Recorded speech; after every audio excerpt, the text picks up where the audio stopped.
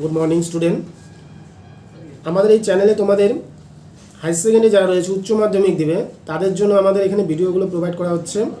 এর আগে আমাদের এডুকেশন এবং ইতিহাস প্রত্যেকটি বিষয়ের সাজেশন দেওয়া হয়ে গিয়েছে। তোমরা চ্যানেলটিতে যুক্ত থাকো এবং সেই সাজেশনগুলো অবশ্যই ভালো করে দেখে যাবে।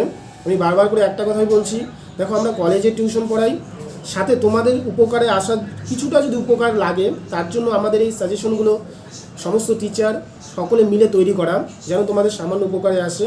এবং আশা করছি এই প্রশ্নগুলো থেকে তোমরা কমন পাবে। কিন্তু একটা কথাই বলবো, তোমরা যে যেখানে টিউশন পড়ছো সেই স্যাররা যে সাজেশনগুলো দিয়েছে সেগুলোর সাথে আমাদের সাজেশনগুলোকে মিলিয়ে দেখবে, যেই প্রশ্নগুলো রয়েছে সেগুলো তোমরা পড়ে যাবে।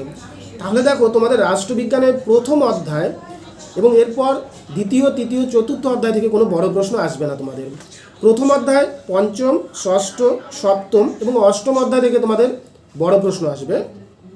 তাহলে আমি আলোচনা করছি প্রথম অধ্যায় থেকে। দেখো একটি এমন হতে পারে, যদি তোমাদের লাক ভালো থাকে দুটি প্রশ্ন কমন পেয়ে যেতে পারো, কিন্তু প্রথম অধ্যায় থেকে একটি প্রশ্ন অবশ্যই আসবে। এমন হতে পারে তোমাদের এখানে দুটি প্রশ্ন তোমরা কমন পেতে পারো।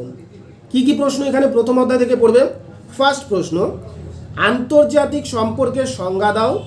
প্রশ্নবোধক, আন্তর্জাতিক সম্পর্ক ও আন্তর্জাতিক রাজনীতির মধ্যে পার্থক্য আলোচনা করো। কি বললাম প্রশ্নটি? আন্তর্জাতিক সম্পর্ক সংজ্ঞা দাও, আন্তর্জাতিক সম্পর্ক ও আন্তর্জাতিক রাজনীতির মধ্যে পার্থক্য আলোচনা করো। খুব ভালো করে প্রশ্নটি দেখে যাও। এই প্রশ্নটির সাথে আরেকটি প্রশ্ন বলছি, আন্তর্জাতিক সম্পর্কের সংজ্ঞা লিখো, আন্তর্জাতিক সম্পর্কের বিকাশের ধারা সংক্ষেপে আলোচনা। এই যে দুটো প্রশ্ন বললাম, আন্তর্জাতিক সম্পর্কের সংজ্ঞা, আন্তর্জাতিক সম্পর্ক আন্তর্জাতিক রাজনীতির মধ্যে পার্থক্য, এবং আরেকটি হচ্ছে আন্তর্জাতিক সম্পর্কের সংজ্ঞা, আন্তর্জাতিক সম্পর্কে বিকাশের ধারা। এই দুটো প্রশ্ন থেকে একটি প্রশ্ন এবার পরীক্ষায় আসতে চলেছে, আসবে, ভালো করে দেখে যাও। এর পাশাপাশি এই ইউনিট থেকে যেটি স্টার দেওয়া প্রশ্ন, বিশ্বায়ন কাকে বলে, বিশ্বায়নের প্রকৃতি আলোচনা করো। ভেরি ভেরি ভেরি ইম্পর্টেন্ট প্রশ্ন।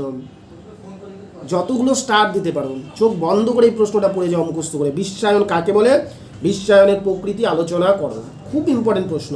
তাহলে এই ইউনিট থেকে তিনটা প্রশ্ন বললাম, তিনটা প্রশ্নের মধ্যে একটি প্রশ্ন তো নির্দ্বিধায় তোমরা পাচ্ছ। এমন হতে পারে ভাগ্য ভালো থাকলে তোমরা দুটো প্রশ্ন পাবে এখান থেকে।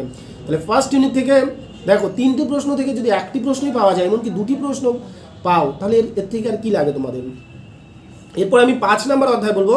5 নম্বর অধ্যায়টা ভালো করে দেখে যাবে, কারণ এখান থেকে প্রশ্ন অথবা থাকছে না, এখান থেকে দুটো প্রশ্ন বলছি। গান্ধীজির সত্যাগ্রহ বা অহিংস, এটা ভালো করে দেখে যাবে। এবং সাথে আরেকটি প্রশ্ন, কার্ল মার্কসের বস্তুবাদ তত্ত্ব, কার্ল মার্কসের রাষ্ট্র সম্পর্কে ধারণা, এই প্রশ্নটা দেখে যাবেন। কি বললাম? গান্ধীজির সত্যাগ্রহ অহিংস দেখবেন এবং কার্ল মার্কসের বস্তুবাদ রাষ্ট্র সম্পর্কে যে ধারণাটা রয়েছে, এই দুটো প্রশ্ন দেখে যাবে। পঞ্চম অধ্যায় থেকে একটি প্রশ্ন অবশ্যই পাবে, হয় গান্ধীজি নয় কার্ল মার্কস, পাবেই। এরপরে রয়েছে আমাদের ষষ্ঠ অধ্যায় বলবো, সরকারের বিভিন্ন রূপ। এই অধ্যায় থেকে তোমরা যেটা প্রশ্ন পড়বে সেটি হচ্ছে ক্ষমতা স্বতন্ত্রীকরণ নীতি। স্টার দেওয়া প্রশ্ন এটি, ক্ষমতা স্বতন্ত্রীকরণ নীতি, এর পক্ষে বিপক্ষে যুক্তিগুলি দাও। অথবা এই প্রশ্নটা এইভাবেও আসতে পারে, ক্ষমতা স্বতন্ত্রীকরণ নীতি বলতে কি বোঝায়? ক্ষমতা স্বতন্ত্রীকরণ নীতি সম্ভব নয়, কাম্যও নয়, মন্তব্যটি যথার্থ বিচার করো। মেনলি আমরা ক্ষমতা স্বতন্ত্র নীতি পড়ে যাব, এর পক্ষে বিপক্ষে যুক্তিটি পড়ে যাব, তাহলে হয়ে যাবে। মেনলি ক্ষমতা স্বতন্ত্রীকরণ নোটটা পড়েই যেতে হবে, বিশ্বায়নের নোটটা পড়েই যেতে হবে তোমাদের। গান্ধীজির সত্যাগ্রহ, কার্ল মার্কস পড়তেই হবে। এখান থেকে আরও দুটো প্রশ্ন বলছি আমরা, এক কক্ষ বিশিষ্ট আইনসভার পক্ষে বিপক্ষে এবং দ্বিকক্ষ বিশিষ্ট আইনসভার পক্ষে বিপক্ষে যুক্তি দাও। দেখে যাও এই প্রশ্নটা। এরপরে সপ্তম অধ্যায় থেকে 100% বলে দিচ্ছি, এটা 100%, 200% ধরে নাও, আসবে প্রশ্ন সেটি হচ্ছে প্রধানমন্ত্রীর ক্ষমতা কার্যাবলী অথবা অঙ্গরাজ্যের রাজ্যপালের ক্ষমতা ও কার্যাবলী আলোচনা করো। দুটো প্রশ্ন দেখে যাও 100%।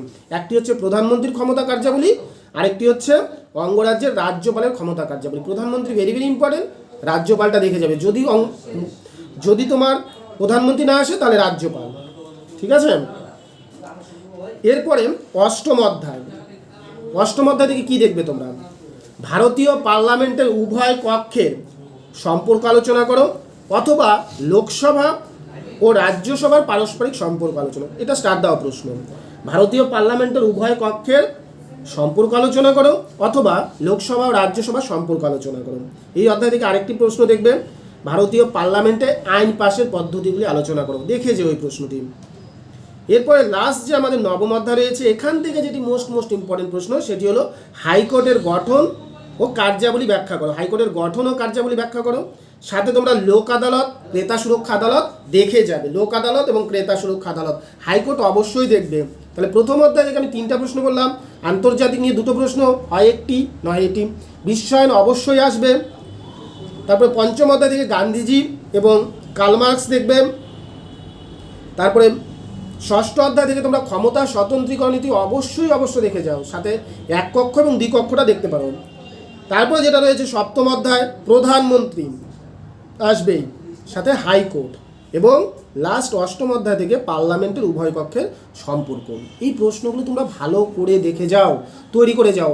আশা করি সবাই পড়াশোনা কমপ্লিট হয়ে গিয়েছে, সবার প্রিপারেশন লাস্ট পর্যায়ে রয়েছে, সবার কাছেই নোটগুলো রয়েছে।